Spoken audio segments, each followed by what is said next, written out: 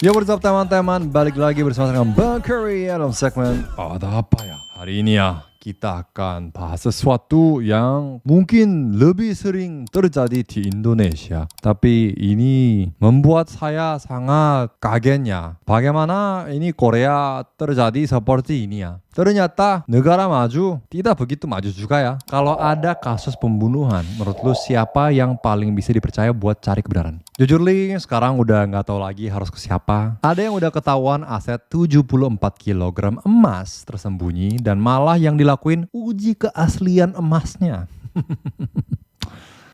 Anyway, jawabannya seharusnya polisi lah ya. Tapi gimana kalau justru polisi sendiri yang diduga menghilangkan barang bukti? Dan lebih parahnya lagi, bukan cuma satu orang polisi, tapi ada dugaan kalau beberapa orang di dalam institusi ikut menutupinya. Gue pribadi pas dengar berita ini terjadi di Korea, jujur ngeri dan sekaligus marah. Kasus ini berawal tanggal 5 Mei 2026, tepat di Hari Anak di Korea. Seorang siswi SMA berusia 17 tahun bernama Lee Chae-won lagi jalan di daerah Gwangju. Tapi tiba-tiba seorang cowok ngikutin dia. Dia gak kenal sama pelakunya dan gak pernah punya hubungan apapun juga. Belakangan, rekaman dashcam yang ditemukan jaksa nunjukin kalau cowok ini ternyata udah buntutin korban sekitar kurang lebih 15 menit lama. Dari rekaman itu, jaksa menduga cowok itu sempat buka pintu belakang mobilnya, lalu coba narik korban dari belakang untuk masukin dia ke dalam mobil. Korban sempat ngelawan, tapi si pelaku semakin nekat dan celup korban sampai korban hilang nyawanya. Pelakunya adalah seorang cowok berusia 23 tahun bernama Chang Yun-gi. Dan di sekitar ada seorang siswa SMA laki-laki yang sempat dengar teriakan korban. Dia juga ikut dicelup ketika mencoba untuk menolong. Untungnya siswa laki-laki itu selamat. Di awal penyelidikan, polisi nanganin kasus ini sebagai kasus pembunuhan. Tapi sempat ada pertanyaan, apakah ini memang pembunuhan biasa atau sebenarnya ada motif kekerasan seksual di balik ini? Karena di Korea, kalau seseorang menghilangkan nyawa saat melakukan atau mencoba melakukan pemerkosaan, ancaman hukumannya jauh lebih berat. Bahkan bisa langsung ngarah ke hukuman mati atau penjara seumur hidup berdasarkan undang-undang khusus tentang kejahatan seksual.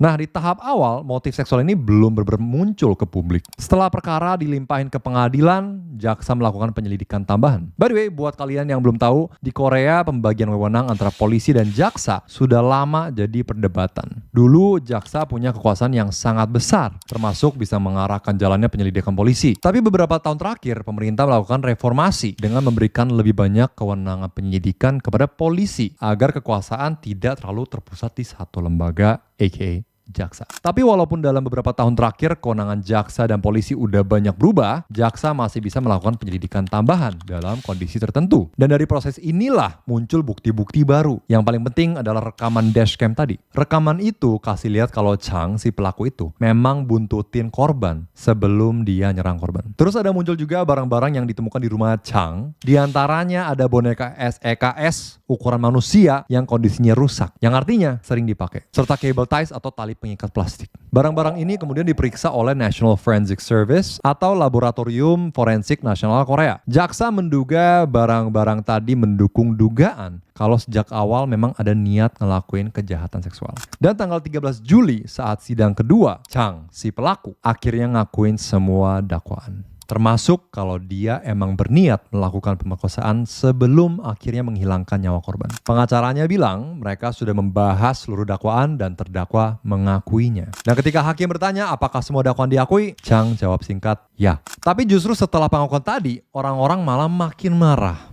Why? Karena publik mulai sadar sesuatu yang janggal. Dan semuanya ngarah ke polisi. Ada dugaan kalau sejak awal ada barang bukti yang justru nggak dimasukin atau bahkan diutak-atik dalam penyelidikan. Jaksa sekarang sedang menyelidiki dugaan kalau barang bukti yang mendukung motif seksual, termasuk boneka SEKS dan cable ties, sempat dihilangkan dari arah penyelidikan atau ditangani secara nggak semestinya. Perlu gua tekanin di sini, ini masih dugaan yang masih diselidikin ya Tems ya. Tapi karena dugaan itu cukup serius dan sepertinya terdengar masuk akal, penyelidik sampai melakukan penggeledahan di beberapa lokasi polisi. Beberapa pejabat kepolisian juga dikenai tindakan administratif dan bahkan mantan ketua tim penyidik awal udah ditangkap terkait dugaan perusakan barang bukti dan pembocoran rahasia penyidikan. Ada satu hal lagi yang bikin kasus ini makin sensitif. Menurut gue ini yang bikin orang-orang tambah marah. Karena ayah pelaku sendiri ternyata adalah seorang polisi yang masih aktif bertugas. Nah, lo pasti mikir gak sih, apa jangan-jangan ada perlakuan khusus? Apakah penyelidik sengaja melindungi keluarga sesama polisi?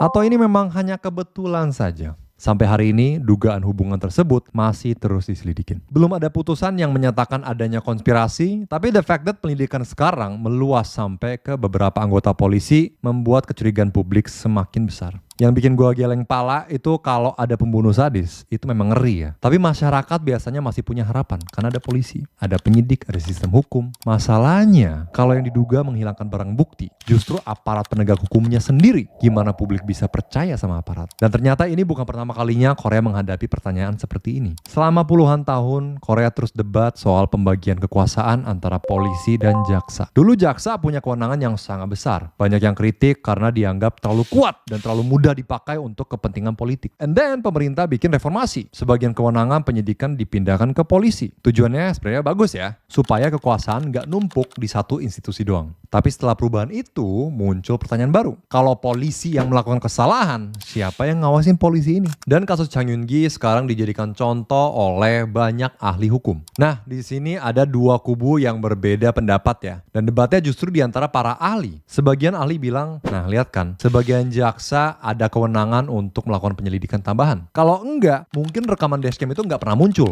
Dan mungkin dugaan motif seksual nggak pernah terungkap. Mungkin dugaan perusakan barang bukti juga nggak pernah diketahui publik. Tapi ada juga kelompok lain yang bilang, masalahnya bukan soal polisi atau jaksa. Karena kalau semua kekuasaan dikembalikan lagi ke jaksa, siapa yang jamin jaksa juga nggak menyalahgunakan wewenangnya? Dua kubu ini ngusulin solusi yang berbeda. Solusinya bukan dengan memperbesar kekuasaan salah satu institusi ini, tapi membuat pengawasan independen di luar polisi maupun jaksa. Terus kalau pengawas independen ini menyalahgunakan wewenangnya, ya itu pertanyaan yang never ending ya.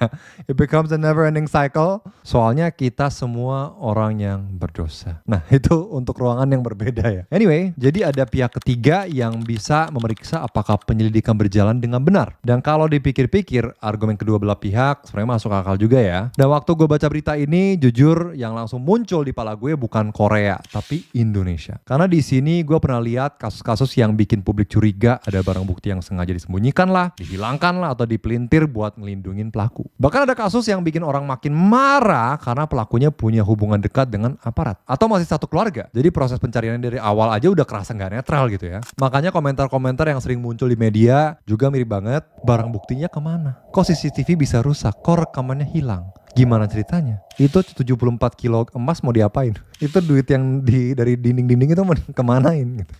Nah artinya rasa takut masyarakat ternyata hampir sama. Bukan cuma takut sama pelaku kejahatan, tapi takut kalau proses mencari kebenarannya sendiri nggak berjalan sebagaimana mestinya. Dan menurut gue ini justru isu yang jauh lebih dekat dengan kehidupan kita dibanding sekedar membahas pelaku pembunuhannya. Buat gue pribadi, pelajaran terbesar dari kasus ini bukan cuma soal seberapa kejam pelaku ini, tapi seberapa penting sebuah sistem yang bisa saling mengawasi. Karena sebaik apapun hukum dibuat, kalau nggak ada mekanisme untuk ngecek orang yang ngejalanin hukum, kepercayaan masyarakat bisa hilang dalam waktu yang sangat cepat. Dan sekali kepercayaan itu hilang, balikinnya jauh lebih sulit daripada menangkap satu orang pelaku. Nah sekarang gue pengen tanya lu pada, kalau misalnya polisi diduga menghilangkan barang bukti dalam sebuah kasus besar, menurut kalian siapa yang seharusnya mengawasi polisi? Apakah jaksa? Apakah lembaga independen? Atau ada sistem lain yang menurut kalian lebih baik? Jangan lupa untuk komen down below dan like and subscribe. Terima kasih sudah nonton sampai sini. Sampai jumpa lagi dalam segmen Ada Apa Ya